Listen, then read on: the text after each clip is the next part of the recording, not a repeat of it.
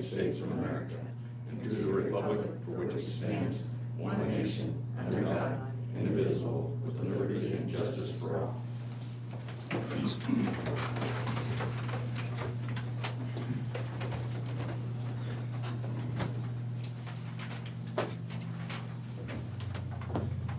Good morning, Moines County Board of Supervisors. June 18th, 2024. Something like that. Are there any changes to the tentative agenda? I have none. We have an agenda. Meet with department heads and elected officials. Cheryl McVeigh, Budget Director, Auditor's Office. Good morning.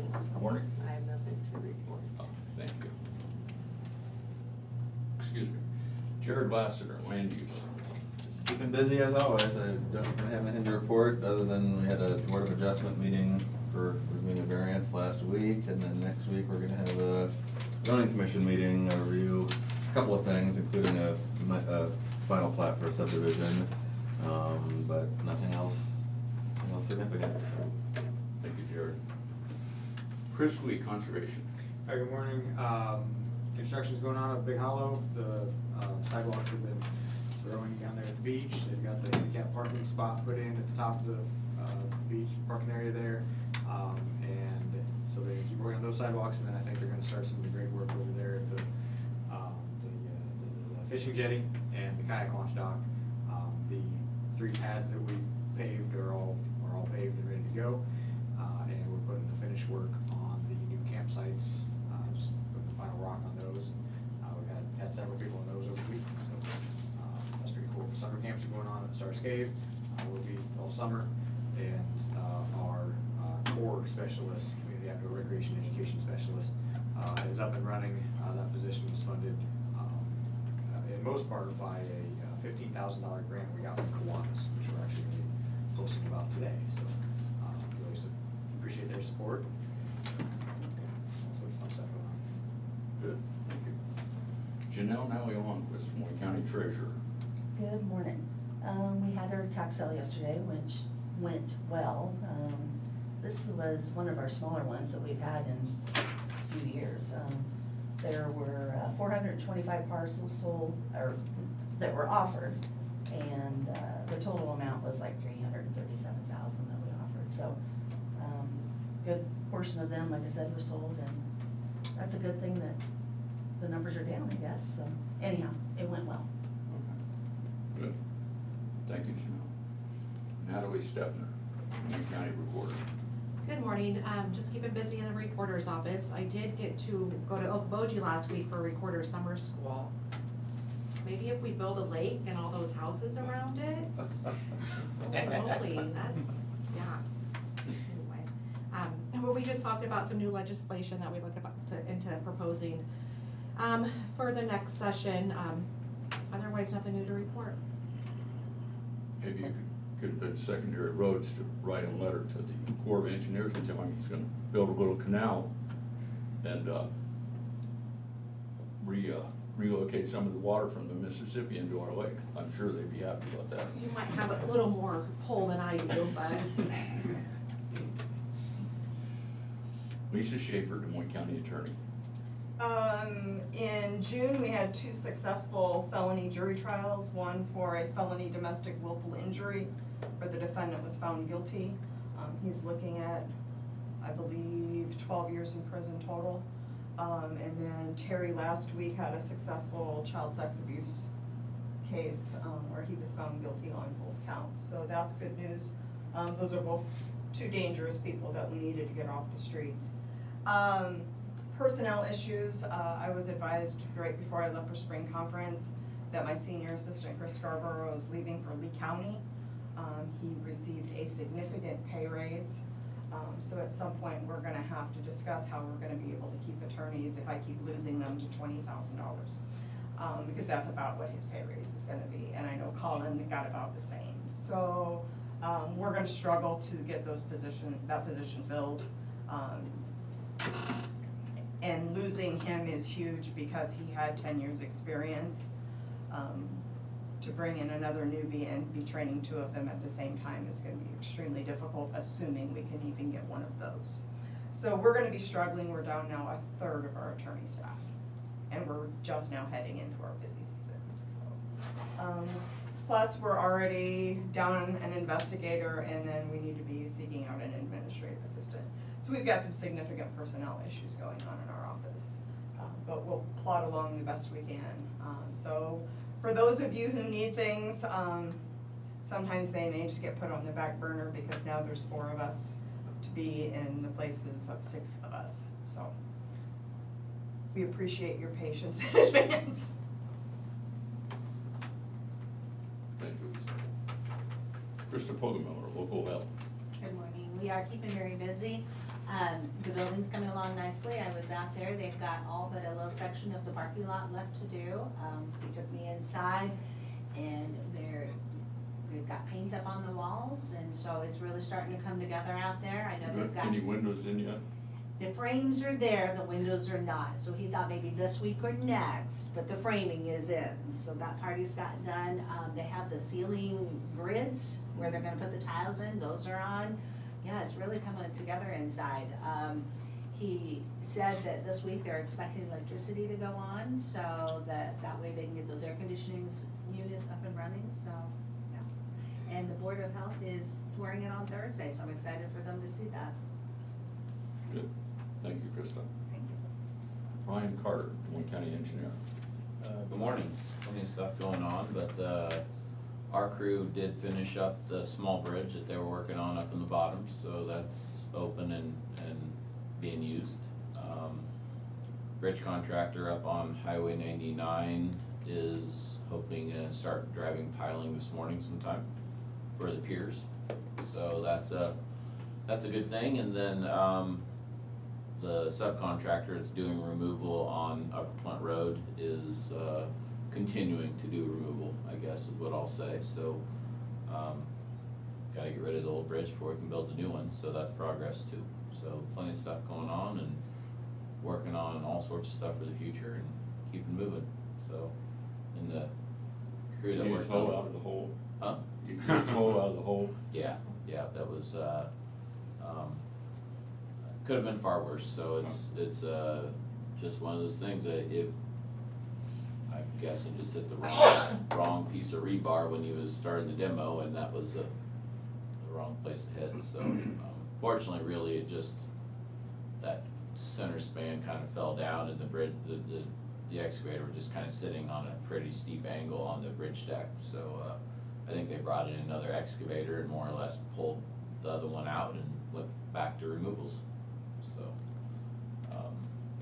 so yeah, it's, and ironically, that's not why we're replacing it, but, when I sat down with our bridge review and bridge analysis consultants, when they evaluated that deck, because there was a decision to be made, I won't call it a gamble, but do you gamble and just do a patching job and an overlay on it? Or do you look at full replacement? Obviously, there's a dollar difference between the two.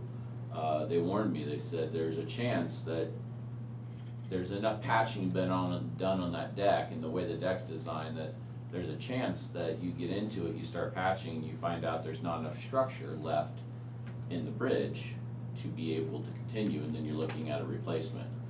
And of course, then you're midstream and it creates a mess of trying to change all that. And I made the decision to put a different bridge in, and I'm pretty happy we did, because I suspect that's exactly what we would have found. Because you can do all the analysis you want on a bridge, but until you start taking the concrete out to do the patching, whatever, and if you find further deterioration than you expected, it can certainly change the structural situation. So I am pleased that we've taken this route and that we're replacing the bridge. I think that was a right decision, and I guess if we needed proof, I guess that's proof. But otherwise, things are moving along, and we're keep on going. On the bridge on the bottom, how long is it gonna be before they start taking them, them old tank cars out? Honestly, I don't really know. I mean, we have other priorities that we needed that crew heading towards. So somewhere between late summer and this winter is probably the time frame I'd give you. levy district's gonna work with us when we start doing that work. We were so wet this spring, it pushed us out of another bridge project, and that's sitting there still untouched and needs work, so I just told the guys that our focal point will be on the projects of priority at the moment and keep on moving, and then we'll work our way back down that direction, so I could see it possibly be even in a late fall or winter thing when we're not digging holes in roads anymore. Just kinda depends on what new things show up, Jim. So, I don't really have a set time frame, but it's on our radar and it will get done. I expect it to be a challenging task, even with some help from the levy district. Those pipes have been sitting in there for at least 7 or 8 years. I can't remember when we did that, but they've been there for a little while, and they're gonna be sitting there with silt, and of course, when we put them in, we didn't plan on taking them back out, so it's gonna take some doing to take them back out, so. So yeah, that'd be my guess. Thank you. Yeah, absolutely. Thanks, Brian.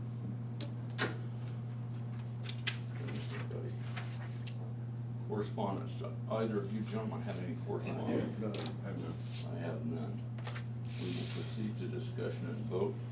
We have accounts payable claims in the amount of $1,232,008.89. Move to approve. Second. Cheryl? Jim Carrey? Yes. Shane Campbell? Yes. Tom Broker? Yes.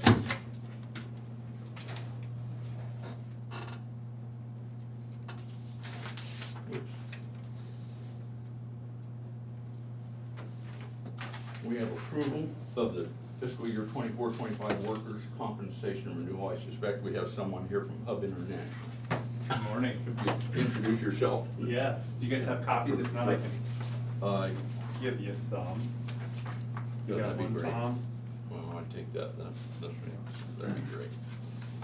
So my name is Adam Kearns, I work for Hub International. So our office has handled your guys' work comp for many years. Uniquely, our office is out of Davenport, but I live local in New London, so I'm here to help as much as I can.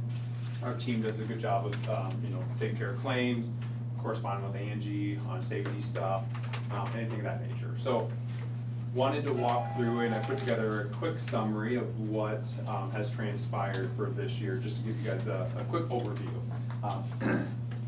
So the premiums did go up a little over $10,000.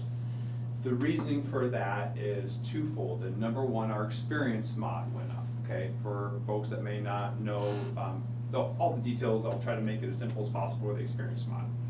One is average compared to your peers for all the class codes. When I say class codes, what kind of work you guys do, okay? One is average. Anything below one is a good thing, okay? So for example, we're at a 96, which means we're getting a 4% discount, okay? Last year, we were at an 85, so we were getting a 15% discount. That is all based off of our premiums we pay, the payrolls we have, and the claims we have. Claims are gonna drive that going up. The more claims we have, the higher that goes, okay? So you can have it go above 1, which is not a good thing, okay? If it goes above 1, then all of a sudden we're getting debited, okay? So, for example, we could have 20% tacked on to our premiums if it's a 1.2, okay? So the reason for that, and I did give you guys a quick 5-year claim summary, it's in the back. I won't go line by line, but to give you some idea, our 5-year loss ratio, so how many claims do we have compared to the premiums we pay, is 96%.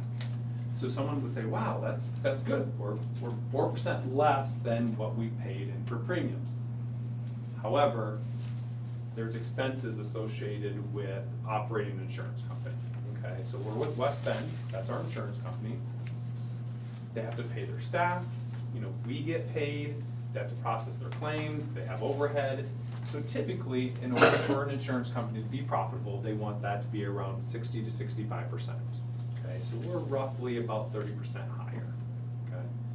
So with everything taken, that all into consideration, having a 10% increase with what we're dealt with, our experience not going up, as well as the insurance company did take some credit away due to our loss history.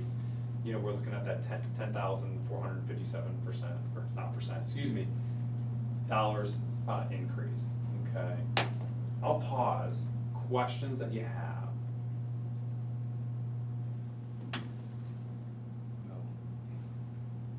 No, Thanks for pausing. And I've got a comment. And I used to have a steel erection company, and I was intimately familiar with workman's compensation. And we've gotten dividends, I'm gonna guess about 3 out of 4 years. The Yeah, I time think it a was- 10-year period, I think we've gotten seven years. Something like that anyway, and this works out very well. What's happened is over that time, there were twice, and one recently, there was one huge claim that you're gonna have every once in a while. There was one last year, so, that has a negative effect, so, but I'm following along. I see what you're saying. Yeah, and Tom's spot on where unfortunately, one claim could, cause us to have these issues. When we look through our claims, yes, we do have some things that come up. People cut their fingers, we do some dangerous things. We have, our jail, we have people that can get hurt. So it does happen, okay? So overall, we've done well, but we've had a couple instances where one claim, well over 6 figures, which can cause some issues, okay? And like Tom said, we do have a dividend, okay? So what that means is if we have a good year and our claims are less, they're gonna give us money back. And like I said, I think 7 out of the last 10 years, we've received that dividend, okay? So this is the quick overview, that first page. The last couple pages that show line by line what our rates are, how much payroll is associated with that, and then the premiums, okay? If you can't sleep tonight and you really want to dive into it, you certainly can. We matched last year to give you an apples to apples. At the end of the year, there's an audit, okay? They will true everything up, so that way, if you're owed money back because you didn't have as much payroll, they will give you some, okay? Questions that you have for myself?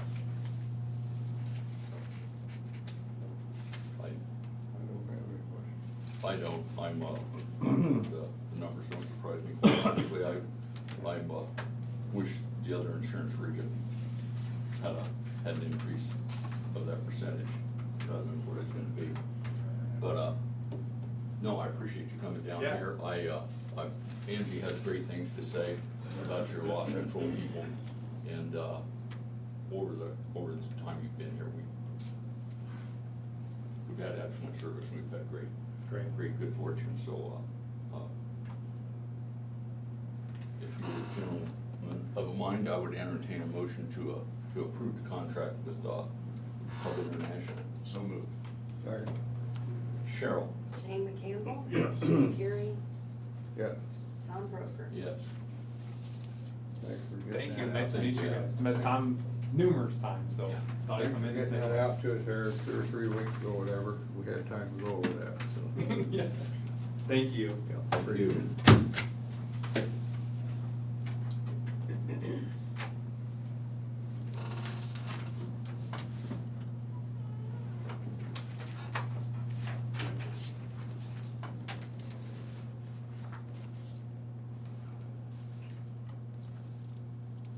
Okay, we have the sheriff's amended appointment letter. He's not here for me to give him a hard time. Apparently, when they turned in the original letter of appointment, which is the salaries for the future year, they left off one of the brand-new deputies, and he's created some sort of an issue about getting paid. So we're gonna back up and amend the appointment letter if these gentlemen are of the mind. Well, while we're on the sheriff's subject, he was in early this morning. I saw, yeah. He said he had 88 in jail, Yeah. 16 out, and this week there should be 10 going to prison. Forgot that. So I move to approve the sheriff's amended appointment letter. Second. Cheryl? Shane McCampbell? Yes. Jim Carrey? Yes. Tom Broker? Yes. There will be a new deputy, happy to hear this.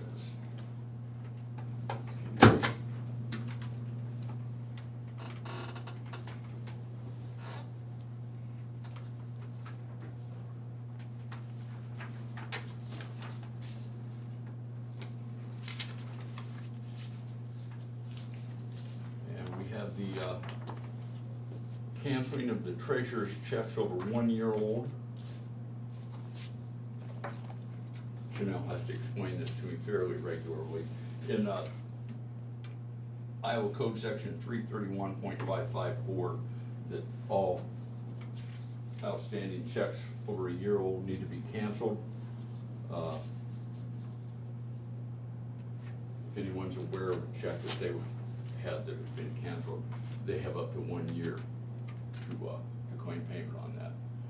And after that year, the Iowa Code says you're SOL. I thought you just signed them over to me. That's between you and the treasurer, maybe. I wasn't aware of that. So anyway, we have, Lori, I don't see your name. we have 2 checks for a grand total of $1,400. Move to approve that we cancel them checks and take the money. Cheryl? Jim Carrey, Yes. Shane McCampbell, Tom Broker. Yes.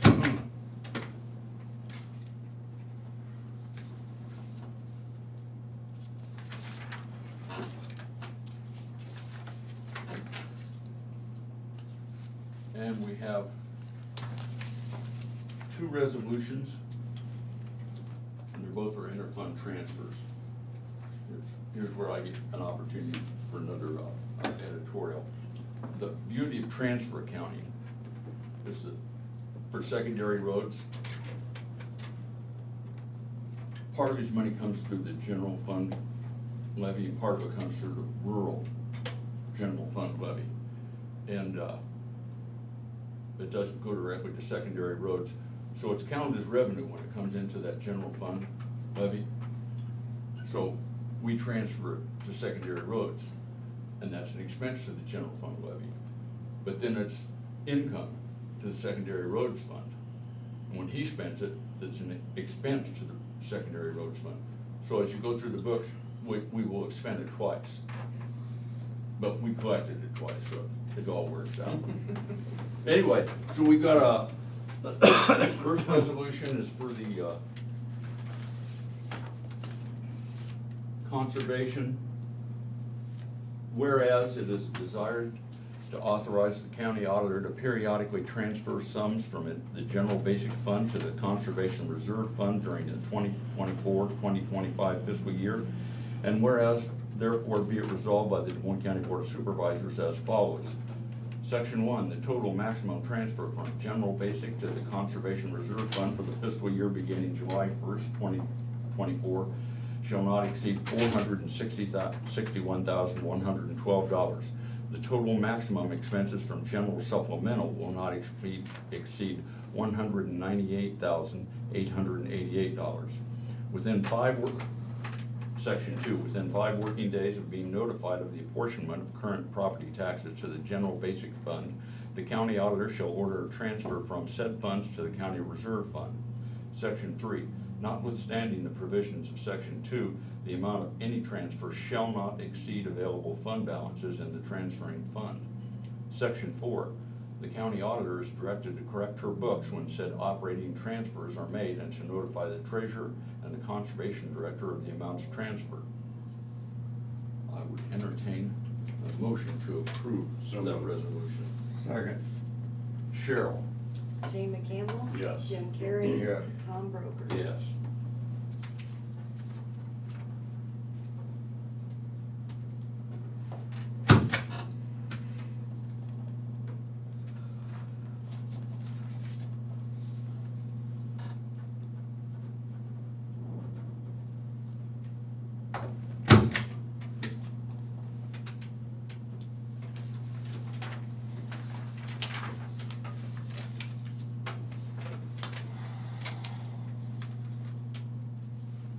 We have Resolution 2024-34, the exact same purpose for secondary roads. Whereas it is desired to authorize the county auditor to periodically transfer sums from the general basic fund and rural services fund to the secondary road fund during the 2024-2025 fiscal year, and whereas said transfers must be in accordance with section 331.429 2017 Code of Iowa, Now therefore be it resolved by the Des Moines County Board of Supervisors as follows. Section 1, total maximum transfer from the general basic fund to the secondary road fund for the fiscal year beginning July 1st, 2024 shall not exceed $332,743. And the total maximum transfer from the rural services fund to the secondary road fund for the fiscal year beginning July 1st, 2024 shall not exceed $2,156,131. Section 2, within 5 working days of being notified of the apportionment of current property taxes to the general basic and rural services funds, the county auditor shall order a transfer from said funds to the secondary road fund. Section 3, notwithstanding the provisions of Section 2 of this resolution, total transfers to the secondary road fund shall not exceed the amounts in Section 1. Section 4, notwithstanding the provisions of Section 2, the amount of any transfer shall not exceed available fund balances in the transferring fund. Section 5, the county auditor is directed to correct her books when said operating transfers are made and to notify the treasurer and the county engineer of the amounts transferred. Move to approve. Second? Cheryl? Shane McCampbell. Yes. Jim Carrey. Yes. Tom Broker. Yes.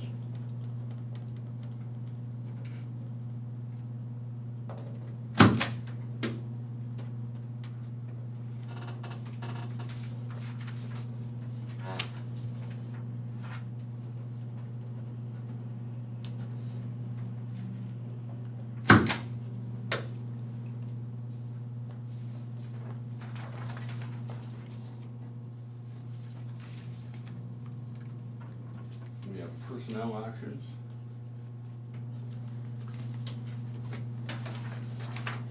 We have one personnel action for conservation, Aaron Kehoe. New hire, community outdoor recreation and education specialist. Full-time seasonal, end date 8/30/2024. The rate of $20 an hour. Motion to approve. Second? Cheryl? Shane McCampbell. Yes, Jim please. Carrey. Yes. Tom Broker. Yes. We have one for the recorder. Renee Harden, second deputy, 27.11 hours of unpaid time. Motion to approve. Second? Cheryl? Shane McCampbell. Yes. Jim Carrey. Yes. Tom Broker. Yes.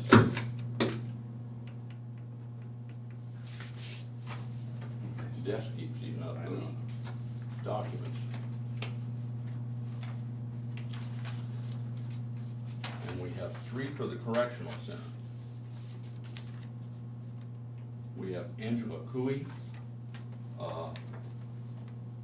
unpaid leave, 73.3 hours. We have Kenyatta Rooks, new hire,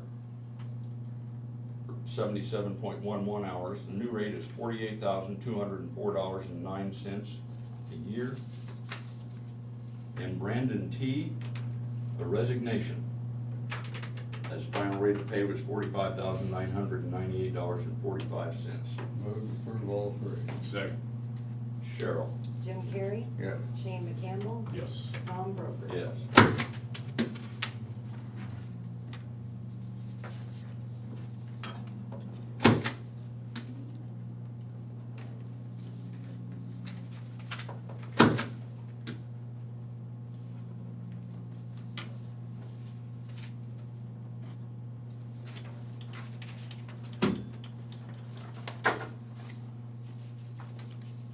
We have reports. We have the clerk of courts report of fees collected for May 2024. This report will be on file in the auditor's office and available for public review at your convenience. We have minutes for the regular meeting of June 11th, 2024. Move to approve. Second. Cheryl? Jim Carrey. Yes. Shane McCampbell. Yes. Tom Broker. Yes. Any other business? I have none. I have none. Future agenda items, I have none. committee reports. I attended the Rush Utility Board, and everything's going pretty smooth over there. Everything's on pretty good, but Jefferson County, they're, you know, that nuisance ordinance that they put in over there, they're thinking about getting rid of that. Are they? It's keeping the county attorney too busy. So I don't know, we won't know more about that until next meeting. Then I had a Southeast Iowa Crime Commission, and they're going to lose the operation manager, so there's, if anybody's interested in that job, they're going to post it next week, I believe. And it's, their responsibility is to make sure that take care of the transport drivers and do the jail inspection, you know, set all them dates up and stuff like that, so. And look, we voted on it, offer the job at $55,000 to $60,000. And they need to have a background in criminal justice. And then I had a juvenile detention meeting, and our numbers have excelled down there this year, so thanks for that extra money we put in there last year to take care of that, so. And we had over 1,200 bed stays this year, but Wapello County still leading the pack with 1,400, so. That's all I had. I attended a road grader Burlington meeting this morning, and they had a presentation by the city manager of Burlington.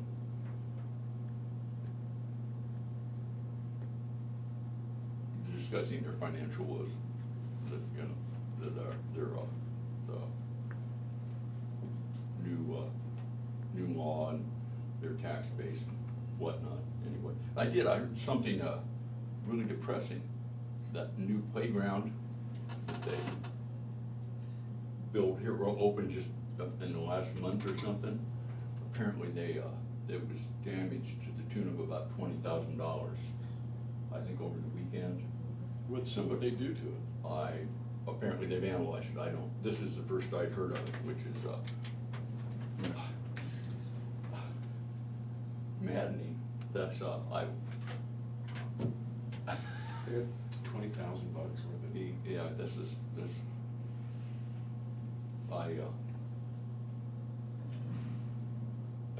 I just don't get that mindset, just going out, tearing out something. And it wasn't, I doubt that the children that use it are big enough to have done that, so, that's, anyway. We had our church picnic there, not this last Sunday, but Sunday before that. Huh? I got to go over there on that, all these little kids over there, I mean, it was amazing what that was. I mean, even that twirl well, you can step right on it, and it was amazing, and you're right, Tom, no little kid could damage that thing. That's, my grandchildren were back last week, and I was doing something, so Pam took them out there, and they had a wonderful time, so, yeah, that's depressing. That's all I had. Public input. If anybody from the public would like to comment or speak to the board, you can email the Board of Supervisors at board@dmcounty.com, that's BOARD@dmcounty.com, or you can call 319-753-8203, extension 4, that's 319-753-8203, extension 4. We'll give you a couple of minutes to initiate that email or that call. In the meantime, does anybody in the room have any comments or questions? Tim, did you go on the merry-go-round? Yes, I did. Oh, good for you. All you gotta do is just step on it and hold on and, See how fast it goes? I only went about 3 or 4 rounds, cause it's kinda bad when you're standing up here and all the rest of them are down here, you're looking down. But I just had to see how easy that was. It's great. And the people that tore it up, the people that probably tore it up are probably some of them that we'll be paying beds for down there to juvenile detention when they find out. When did that happen, Tracy? I heard about it at city council last night for the first time. I think it was Saturday night. I saw something on Facebook, I honestly. assumed it was over the weekend. Disgusting. Was it the shot? They shot holes in it? I'm not They sure. shot holes in it? That's what I heard. If it's on Facebook, it's gotta be true. Right? That place is, my granddaughter's been out there several times. Yeah, I Amazing. Oh, it's beautiful. It They is. like I drove out there, They would I like hadn't to know seen your it since they whereabouts. opened it, my big special Like trip to know out there your where my kids came up, because I Right. wanted to know how to get there, I wanted Yeah. exactly where it was, so yeah, that's It's- Lots of volunteer dollars went into that. yeah, It wasn't just city funds or, no, in fact, there are a few city funds compared to. they would not want me on that jury. Nice to us. So, Yeah, I'll tell you, the meeting, it wasn't for the county, but I did have a meeting last week, and, it was, What the hell was that? 2 minutes are up. I put that on. They have volunteers that help at the library, if you wanna drop in. It's free? Sorry to interrupt you, Shane. anyways, I really didn't wanna bring it up, but it's, it was just, it was sickening to hear it, but, violent crimes are up on children like unbelievable. It's just, I don't know, it's just everybody's a mandatory reporter if you see something, you know, but, yeah, violent crimes on children are just going through the rough. Below 18 or younger? Yeah, below it, yeah, below 18. It's just sad. No further comment, with an aye, we're adjourned. Aye.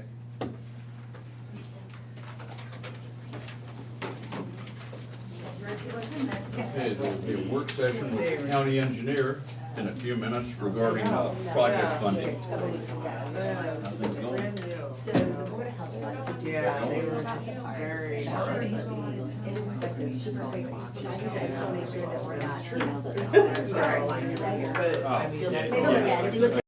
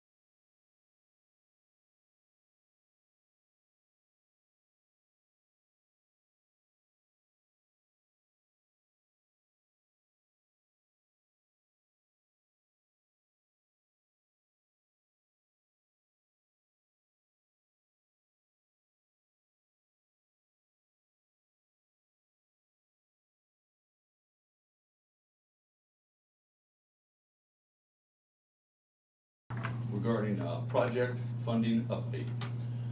All right, so this overall topic has to do with our two big asphalt jobs coming up next summer, which you guys have known about for a long, long time. There's two main players to this, and I just decided it'd be better to have you guys in a work session to kind of let you, I can't give you anything exact at the moment because I'm working on it, I guess is the best thing. It's far more complicated than I guess I expect it to be, but that's all right, we'll get it sorted out. So there's two things here, and I wanna make you guys aware of both of them. I actually kind of jogged my memory, you said you were gonna talk to,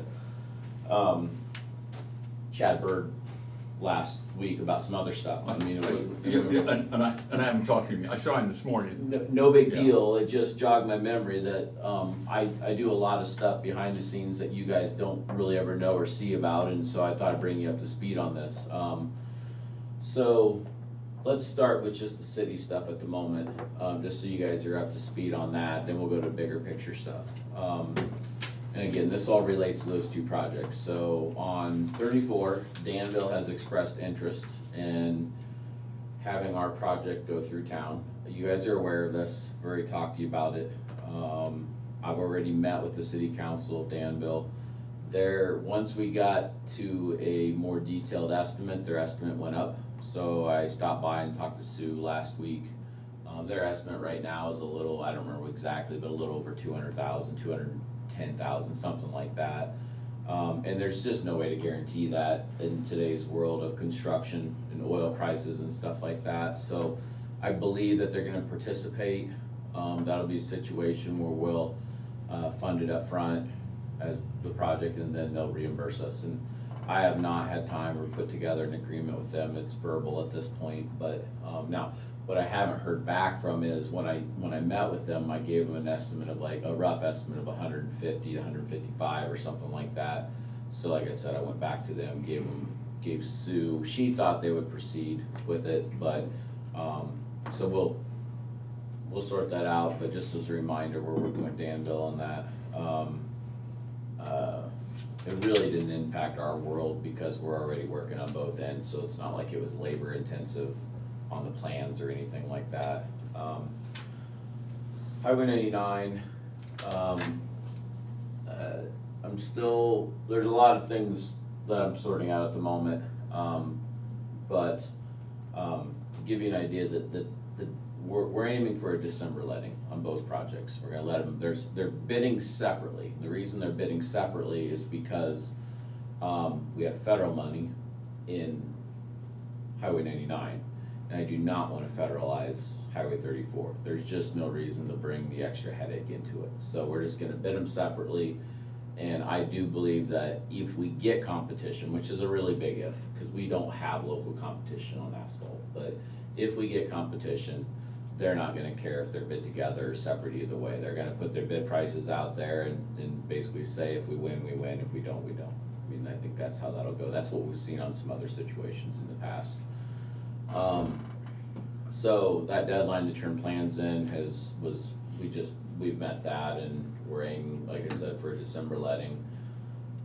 Burlington reached out to me, so that project really from the beginning of time was intended to take off from the north side of the bridge where our concrete at Flint Creek Bridge stops and just go north. And to be honest with you, and I have mentioned this in passing in the past, probably not something you guys have ever paid attention to or cared about, and it doesn't matter to me either. But when you go just north up by the water plant, the city in the distant past, long before my time, there's a segment, a short 800-foot segment of 99 that's entirely in the city limits, because when they annexed when they got the water plant property, my assumption is when they got the water plant property, they basically annexed the 40, and so the road cuts. So they've got half of 99 for a little ways. Not just half, all of 99 for 800 feet or something like that, and then. We're just curious, is that north or south of Tama Road, or? That's north of Tama Road, and so then, you're getting ahead of me, broker. Okay. So, right by the water plant, there's an 800-foot piece where their annexation limits actually cross the highway. and if, I might even be able to pull up a map to show you, Yeah. and I will. And then south of that, there's like a 500-foot piece where it runs down the middle of the road, roughly to Tama Road. So you can imagine starting up north, it goes over across the highway, Yeah. down, back to the highway, and then down like 500 or 600 foot to Tama Road, and then runs Tama Road. I hadn't even talked to the city. We were gonna do our project. We're gonna blow right through there. That wasn't worth it to me. Well, the city approached me, I don't know, early last week, we'll say, sometime, and asked if I'd asked that I extend the project south. So if you go south of Flint Creek Bridge, the city limits run down the middle of the road, because as you guys are aware, you've heard me say, a quarter of that project was in the city limits. Well, a quarter of that project's in the city limits because the city limits run up the middle of 99, and then they take off down Flint Creek. So when I say a quarter, if you envision the Flint Creek project, Having four. you've got tiers. 4 quadrants, they have a quadrant in the city limits. So that city limit line runs down the middle until you get to just before you get to Pond Street, which is Mill Dam Road if you go further out, and then it becomes all city, and I wanna say that's, I don't know, like, there's like 80 feet, or I'm probably wrong, but there's not a lot of footage entirely in the city limits. They would like us, right on the north side of Pond Street, there's a clear line in the asphalt where it becomes older asphalt, newer asphalt. There's an obvious spot there, and they asked if we'd consider extending it. Extending your project. Our project to the south. Now, that requires a process, because of the federal funds. Because when we applied for the federal funds, we gave a description in our process, the regional planning of the description, and the descriptions from the north side of the bridge, and all this sort of stuff. And what I told the city, and I'm dealing with Jesse, and I have to say, Jesse's good to work with. I won't always say I enjoy working with the city, but Jesse's a good guy to work with. So I told him right up front, I'm like, I'm unwilling to do anything that jeopardizes my December letting, period. That is, if you wanna know my drop dead on this whole thing, that's my drop dead. And so, but I was willing to take a look at it, make some calls. I talked to Zach James, Zach and Jared both handle this, but I needed a quicker answer. So I just talked to, now I'm working with both of them, but initially I got a hold of Zach. And they got a hold of DOT, and in the end, because of the federal funds, we're looking at some type of an amendment. According to regional planning, it's not a big deal, it'd run through blah, blah, blah, blah, blah, blah, and in July or something, it'd be approved by the policy board or something like that at regional planning. There's some other issues that I've gotta track down, so I'm still, because then you get into NEPA clearance, and NEPA clearance NEPA clearance, and I'm not gonna be able to tell you right off the top of my head what that acronym stands for, but what it is it's an environmental clearance. It's kind of a broad brush stroke environmental clearance.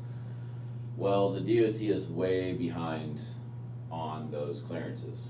I don't know even right now if I have clearance on this project yet. And keep in mind, an asphalt overlay is as basic and as least invasive as possible. So I'm still, there are literally a million balls being juggled here to figure out. I don't even know, because of that factor, whether we're still gonna be able to hit the December letting, because if we don't get NEPA clearance, the whole thing stops at some point until we get that, which is out of our hands.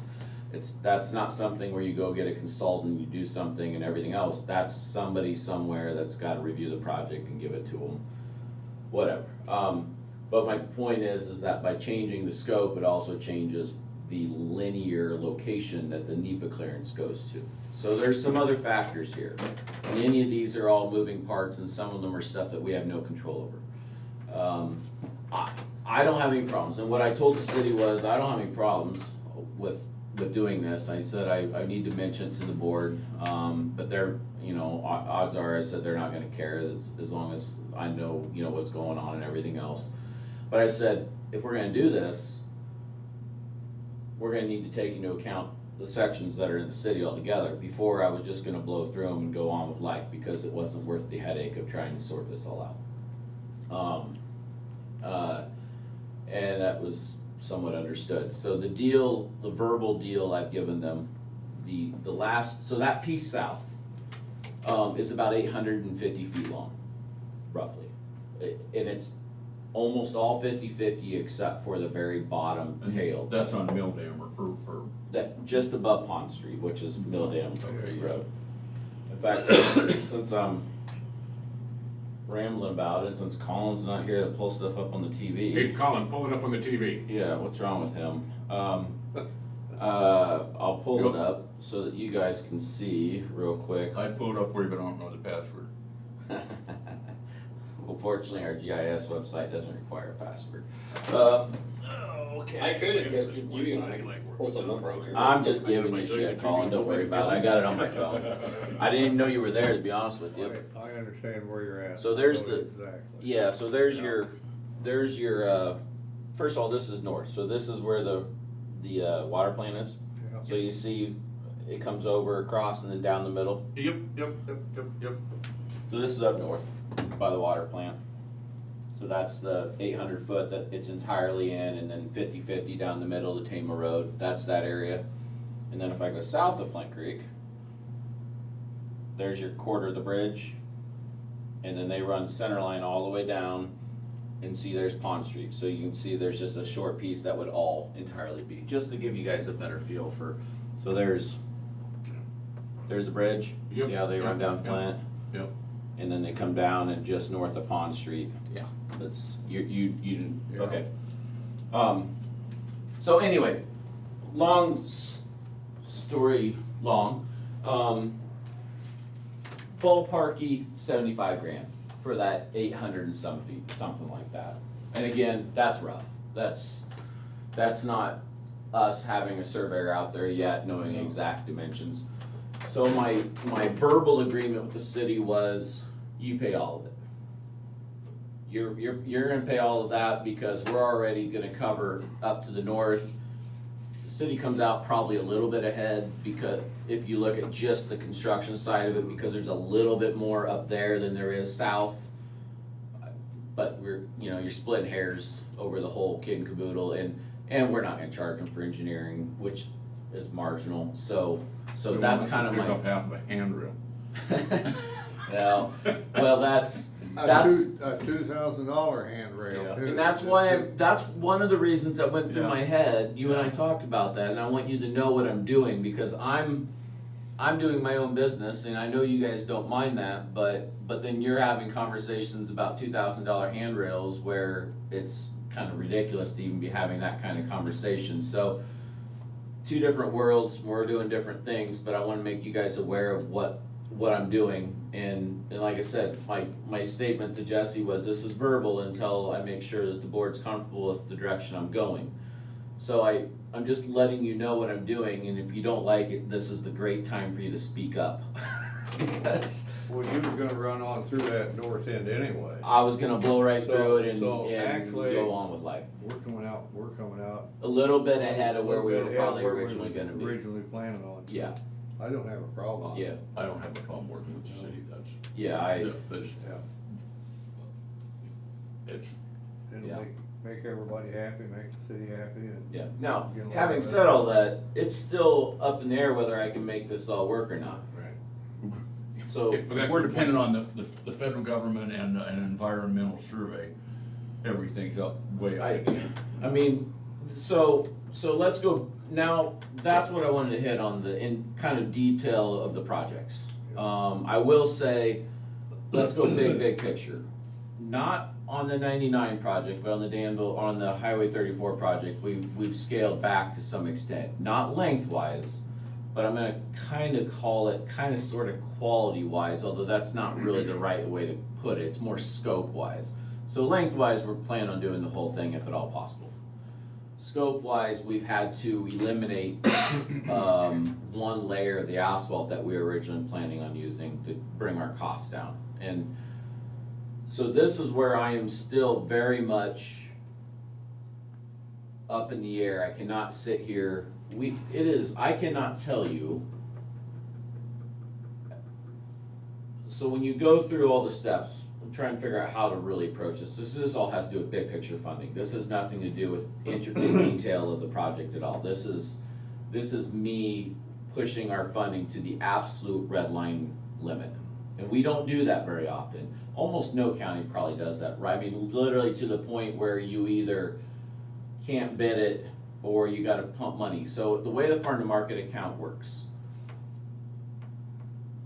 as long as you comply with various rules, you can do farm to market projects. I mean, more times than not. In fact, I've never had this conversation with the board of supervisors, ever.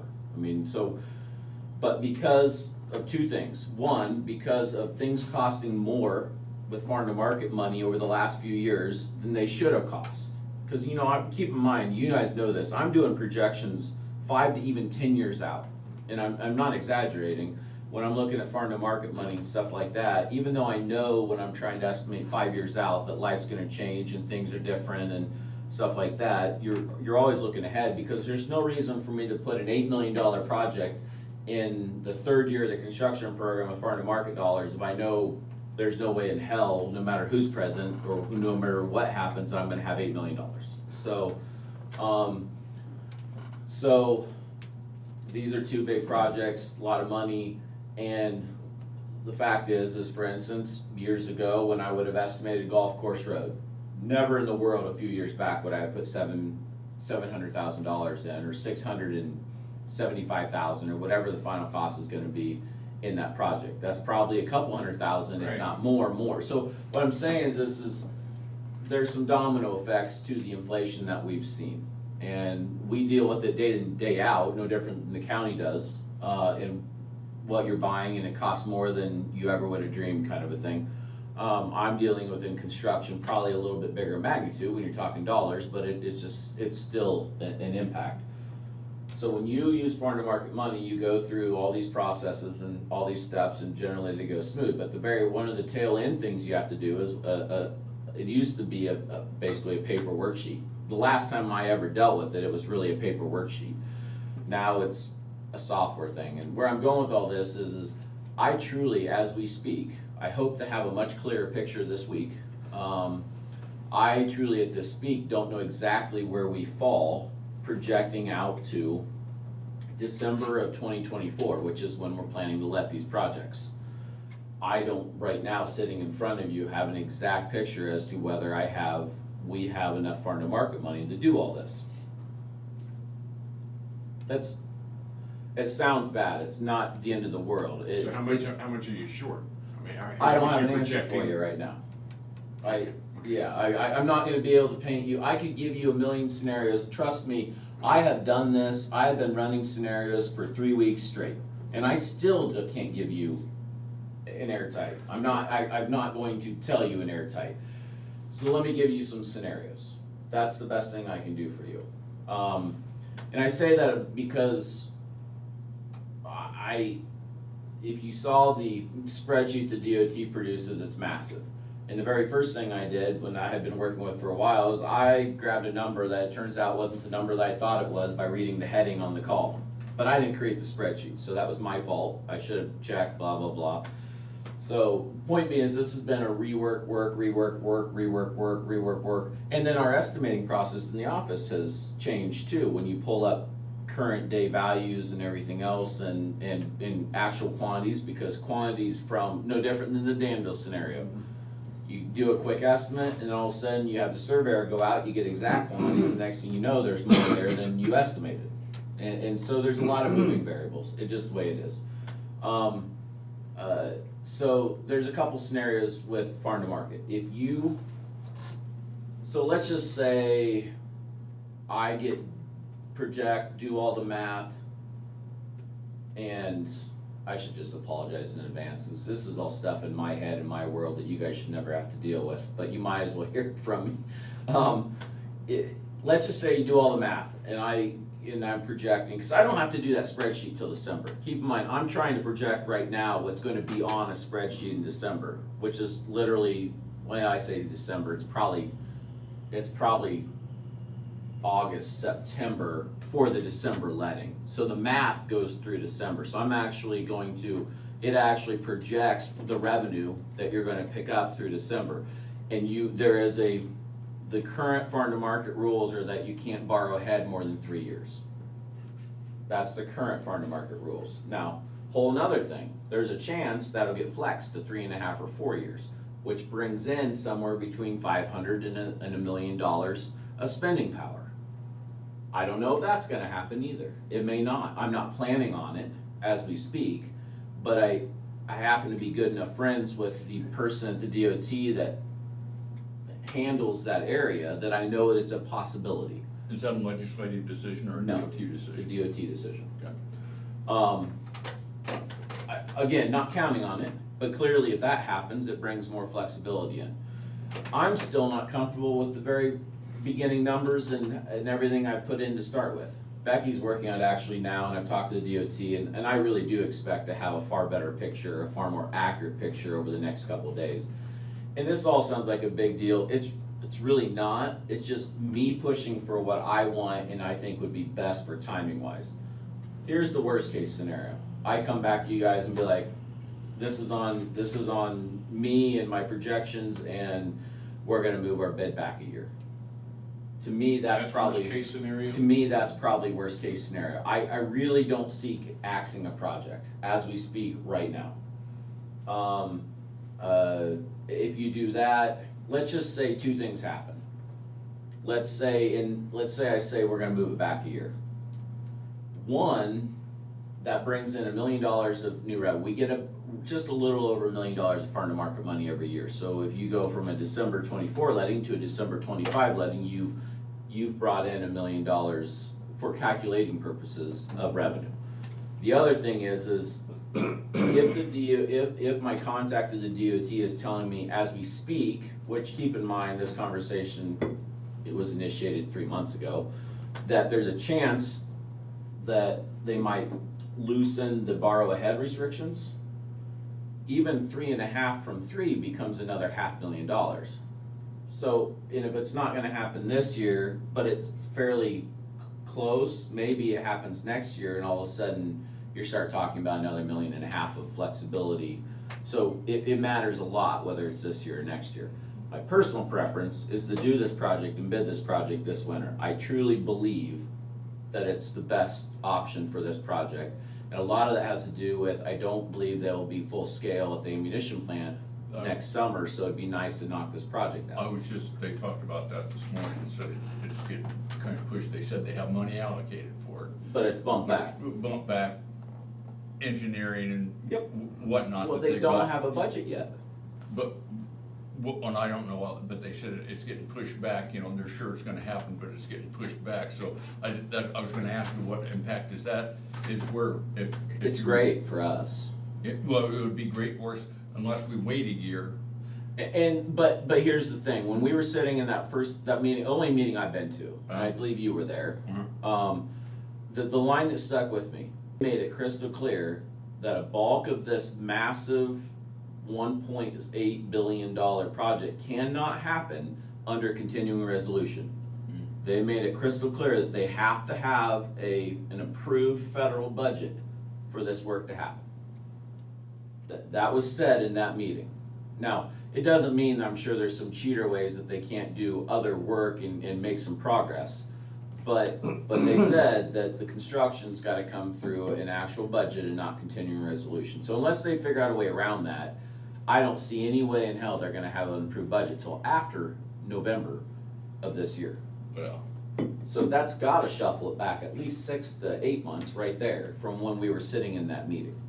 So where I'm going with all that is, I'd really like to see this thing built next summer. But that's what, I don't believe for a second the federal project will be full scale at that point, so it would be nice to do it. If we move it back, guess what? If we land right in the middle of their project, you know what's gonna happen? We'll live, life will go on. It's a 4-lane road in front of the ammunition plant. That means a lane is still moving traffic, they're still able to get in and out. and I don't give a shit about that. I guess the only thing is the effect it might have if you're bidding that job. Yeah, I don't think it'll have an impact on our bids. Okay. That's just, Good. that's what I think, so I know I'm going a million different directions, but I guess what I'm wanting to give you a heads up, so let's go back to the scenario that I digressed from, and Shane kinda hit on a little bit. Let's just do the scenario, and this is a very possible scenario. I hope, I'm not accustomed to not being able to dial in quite as accurate as I prefer, so this one's frustrating me a little bit, but let's just say, mathematically, I feel like that my projections show us to be like $200,000 or $300,000 short of being able to meet that in December.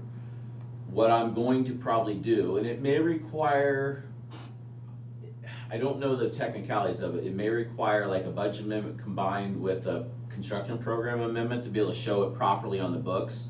But as long as I feel like I have the cash, I can actually transfer, I can do a cash infusion out of our local funds to the farm to market account to eat that theoretical $200,000 or $300,000 balance Does that have to go back? negative away to allow us to bid the project. Can you use farmer market funds to reimburse yourself? No. So if I put money into the farm to market account, we'll spend it through the farm to market account, we can't get it back that way. Yeah. So, we have actually, since I've been here, because this is not the only scenario that you can put money into the farm to market account, and we have put money into the farm to market account in the past. I mean, that's not an unheard of thing. We've had projects, other asphalt jobs actually, where we went into it planning on taking a certain revenue, whatever it was, of local money. I think one of the examples, and I'd have to go back, I'm not going to, but I believe when we did Highway 79 in that area, the DOT at that time was transferring about $250,000 a year for 10 years to us.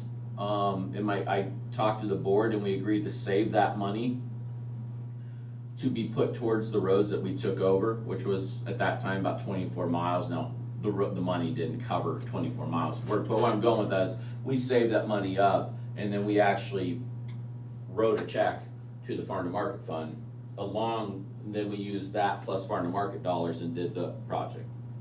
So it's not common, but it's not abnormal either. It's not unheard of. So that's a very real possibility that to stay on the schedule we have, if we're just right there at a threshold, now that we might write a local check to the farm to market account so that we can proceed with our project.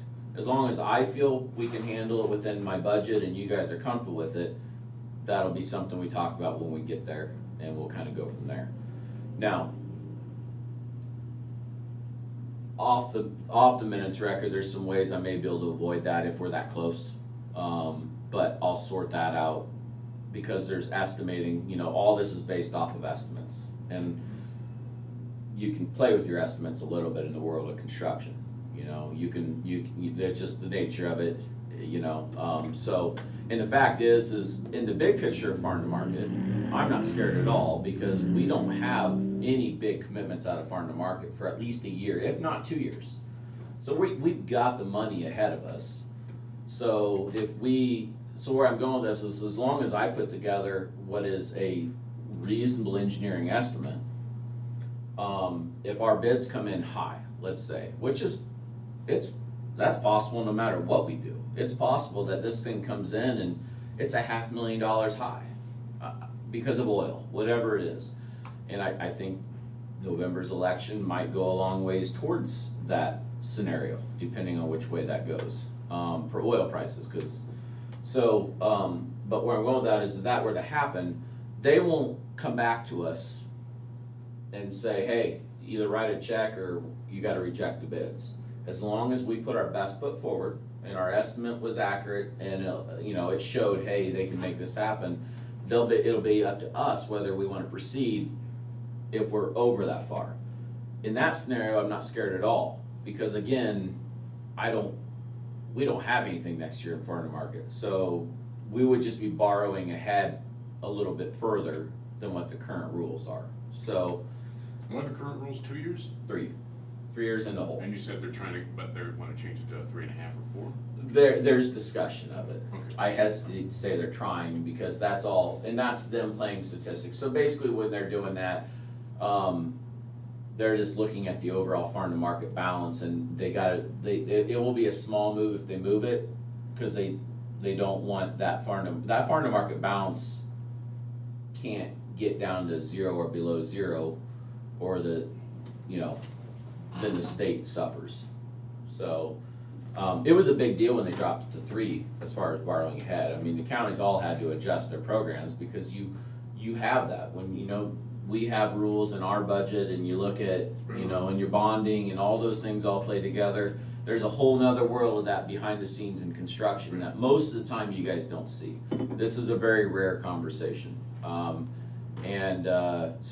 I guess where I'm going is there's a lot of scenarios here, all the way from mathematically everything plays out, we're nip and tuck right there, and we bid a project in this coming December. We bid 2 projects, the 134 and 199, and we move on. All the way to, I come back in here, maybe even in a couple weeks, but at some point, I've got some room to decide, to be honest with you.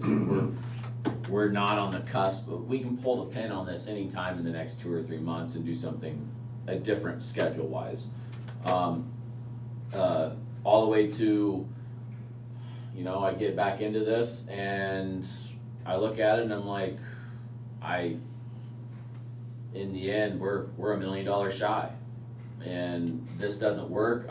No matter how badly it hurts my preference and my ego and when I want to do stuff, and I'm like, okay, well, we're a year back. That's just the way it's going to be, and then we go from there. So I don't want that. We've been selling this project this next year. I always intended this project next year, but again, some of this is just flat out, we've done what we were talking about out of farm to market. It just costs more than it used to cost, and that becomes a cumulative impact, particularly when your revenues certainly aren't jumping the size of stuff. So there's a little bit of everything here, and like I said, I'll know more and we'll keep moving. I just wanted to bring you guys up to speed on a whole lot of little things and a little bit of big stuff, all tying to these projects, just so you can. I don't want to show up here and say we need to move this back and have it be a complete out of nowhere shock to your system. It wouldn't be a shock to my system, because I've been screwing around with these projections for honestly probably 2 months. And that's not that's just trying to get tighter with them. Like I said, we keep a running farm to market spreadsheet in our office that's been going since the beginning of time. So I had Julie start it after I got here so that we could truly project 5, 6, 8, 10 years ahead. And again, it's hard to predict your revenues that tightly, but it at least lets you try to be realistic. So, anyway, that's really what I wanted to talk to you about, was that there's a lot of stuff in the works, a lot of stuff, and we'll see how it all sorts out. What was that, NEPA? What was that again? It's an environmental, the E is environmental, I don't know, National Environmental Protection Act or something. I should have looked it up. I know it, I just I'm not coming up with it, but it's. So. Here's what I National found. Environmental Policy Act. Yeah. So there you go. And it's NEPA has been live from forever. I mean, it's not new. It's just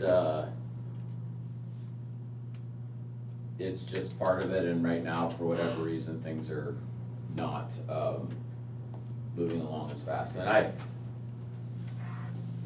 it could be the holdup too. I don't have any idea. It's one of those things where I asked a question.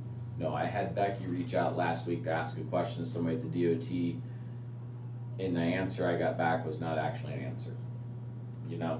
So, because keep in mind, so the way things work for federal projects, you turn in what they call a concept statement 12 months before, a minimum of 12 months before you're gonna bid it. Oh, no doubt. Huh? A concept statement, but a year before Oh yeah, for federal dollars, you bid. we have what we call a critical path. The DOT has a critical path. It's a spreadsheet with dates, columns and dates. And basically you go to this letting date and you go backwards. And all these dates correspond with something that's due. And for a federal project, it's an automatic 12 months for that concept statement. So you know for a fact that if you turn in that concept statement, the absolute earliest you can bid it is 12 months. Could it be 14 months? Sure, it could be. You could run into some headaches in design, you could run into some funding headaches like we are, but you gotta have, NEPA is part of, so that concept statement actually triggers the NEPA process. That's the kind of the trigger slash application slash whatever, for a number of different things, including the NEPA process. So, anyway, that's kind of that side of it, and you know, we're so electronic now, and so you're kind of dependent on looking at software and seeing little check marks for what's done and what's not, and we truly, looking at the electronic stuff we had to look at, couldn't tell if NEPA was done or not. I mean, it just, that simple, or we weren't sure, I guess is what I'll say it. So we fired off, we did some communicating with the DOT, with our contact at the DOT, a different lady, and the answer I got back suggested to me that NEPA was not done. I don't think it was crystal clear, but that's how I took it. So again, there's a chance that we're held up anyway by powers beyond our control out of this whole thing. And I'll sit here and tell you right now, if that drags out longer and longer and longer, at some point I'll pull the plug. I will not bid this large of an asphalt job unless it's gonna bid in a window I'm comfortable with. And we're not bidding a job like this in May or June, because then we just screw ourselves. The companies are already, they've got work lined up, and then we're asking them to fit in a 20-mile asphalt job somewhere between there and the end of winter. We're not gonna do that. There's no way, we don't get good bid prices doing stuff like that. So, and we have to get good bid prices. That's gotta be a goal that we have. So, so we'll see. A ton of stuff in play. It'll all work out one way or the other. I just wanted to bring you guys up to speed. Make sure you were good with working with the cities. But that's a small detail in the overall picture. So I'll give you guys updates when I know more and go from there. Does the city, this, before through that, I got a question I wanna ask. Fire away anytime, Jim. Okay, does the city's water still go under Flint? Yes, It does, doesn't it? I think under both sides still. Yeah. Yeah, I believe, if I remember right, Getting back to that meeting I had with Chad Bird. yeah, I think they have a main line under both sides of the bridge. They have two lines. Yeah. I believe there's one under both sides. If I'm wrong, then obviously there's two under one side. I know there's one under the east side. He still couldn't believe that when we put that bridge up, that they didn't put their own little bridge on the side to bring that main water up above, you know? Yeah, they just didn't wanna spend the money. Yeah. So, didn't hurt my feelings, because it made our project a whole lot easier. And a lot shorter also, Yeah. for the record, and that still took 9 months. We could have waited for their participation, and we wouldn't have started yet. Yeah, that's. That was one of the prime reasons we just went ahead. It was clear to me they had no desire, so. Right. Yeah. So, and I wasn't gonna watch that bridge be handled the way that maybe another bridge has been handled in the city, so. I'd like to know what kind of handrail they're gonna put up for $2,000. Well, it's only gonna be about 6-8 foot long. I thought it was gonna be longer than that. I thought it was gonna be darn near from the alley all the way up to. No, he's just on the steps. That's what he I told don't me. know, but I'm guessing it just on the steps. I don't think I they're thought he counting said on he was putting running it it all the from way. the, Huh? I thought he said he was running it darn near from the alley all the way up. You can't run a sidewalk that far for No. $2,000. No, No. that's true, I couldn't speak to any of that, I guess. But 2,000 would seem like a lot for just those steps. Well, let's send him a bill and have Rodney do it. Well, the thing of it is, it's all city property, 'cause it starts there at the alley. So, on my end of it, that's where I'm at. If you guys are good with the city side of it, I wanted to make sure you're comfortable with it, cause I knew Yeah. Tom was talking some stuff over with them, and you guys are aware of all that, and, But that's kind of a small detail of the overall picture, and we'll just keep on figuring stuff out. So thank you for your time. Dude, thanks for. Thank you. Thanks for the info. We're done. I actually learned something today, so. All right, you're stopped. I always figure that's a success if I learn something. It's a rarity and a success. Learned something. If I can remember it all day, I'll be good. Yeah, I didn't say anything about retention, but anyways, I learned. Yeah. You don't have to Learning and retain anything I retaining. told you. Two different things. That's right. That's my job to deal with all that. You guys shouldn't have to even be listening to it, but it's all factors, so you might as well hear it. Thing I learned